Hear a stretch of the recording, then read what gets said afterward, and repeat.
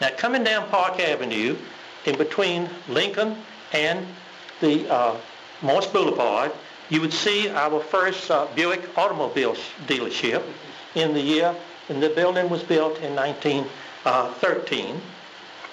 It's right there today. It's just the site that's going to become a new store and was the Ann Taylor property. Now, the reason you can tell these old buildings and identify them is, let's go back, and you see here, all right, now you turn here and you see the same finish at the top. Then let's come to the corner of Park Avenue and Moss Boulevard. Here we have, in 1882, the first buildings built in Winter Park. The first one that got built in 1882 is the depot. And notice the depot is on the other side of the east side of the railroad back then. Then you notice this building. This is the first building that was built on Park Avenue. It was a special building. It was built on land, of course, owned by Chase and Chapman, and a man named John Ergood had his grocery store on the first floor. On the second floor, you had the town hall, the schoolhouse until 1890, from 1882 to 1890. They had dances there on Saturday night, and on Sunday, you had the first Sunday school.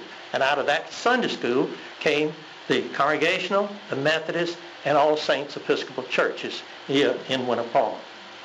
Now, the building on the number 2 there, Ladd's store, was built later than 1882. Now, that's a little better picture of John's store. Here's Park Avenue. He had a problem of getting a place to park back then. And here's Central Park, right here, and this is Moss Boulevard. And it was originally called the Boulevard on the map, and was called, in honor of Charles H. Moss, later Moss Boulevard. Now, that building is still on Park Avenue. That wooden building was just bricked up, and that's what you have, the oldest, not only the oldest building on Park Avenue, but it remains the oldest building on 1882 to the present time. It's now Penz's Spices. Across the street on the next corner, you have a building that was built by Mr. F.W. Shepard. Mr. Shepard was a very good businessman, and when he built the building, he had at least on this side to this store to Bumby's, and it was Bumby's Hardware for that many, many years. Mr. Shepard was a very generous man here to the town. By the way, his daughter still lives at the Mayflower Retirement Center. What he and Mr. Jim Harper, and it was Harper's Plumbing Company, be sharper with Harper was the motto back then, they gave the property over to Rollins, on the property on Orange Avenue where Rollins College plays baseball. That was given to the city of Winter Park by those two men in 1926. But in 1934, the city was afraid it was going to go bankrupt, and it was afraid the creditors would get the property. So what they did was the city donated the property to Rollins, and that's why Rollins owns that property today.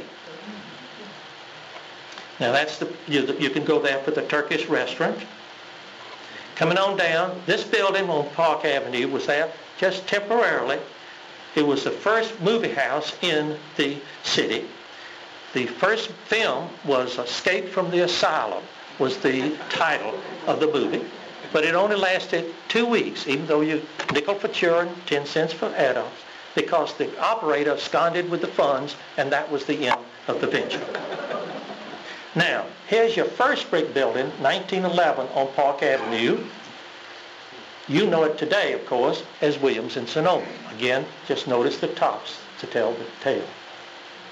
Now we stop at the corner of Park Avenue and Welborn, and here in 1884, Robert White built this building for his grocery store right here. And then on this floor, notice the windows on this floor, by the way. Rollins was formed in 1885. Well, they had to, of course, build a dormitory. They had to build classrooms. They initially tried to start the classes over at the Congregational Church, but moved it to this second floor of this building. It remains right there today. It just got rehabilitated and is now Dion Park. Let's go across the street to Central Park. Although Chase and Chapman had in the map the 10 acres of land for a park there, it was privately owned until 1906. It was in 1906 that Charles H. Moss gave the property for the park to the city of Winter Park. He bought the property in 1904, which I will tell you about that purchase a little later in the program. And he put a clause in the deed that says it's got to be used as a park. And if it isn't used as a park, it's for purposes, then it's to revert back to the family. Now, down on the corner of New England and Park Avenue, this is Central Park right here. Here's New England. This is Park Avenue. We see a Dr. Miller Hinkle, who came here in 1884, and he built this building there in 1886. A little later, and I wanted to show this picture because I wanted to tell you about the fact that you had wooden sidewalks back then in the community rather than cement sidewalks. That view today. Now, let's go up near the City Hall and then look to the north.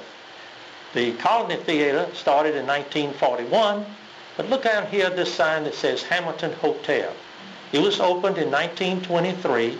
It still stands there today under the name of the Park Plaza Hotel.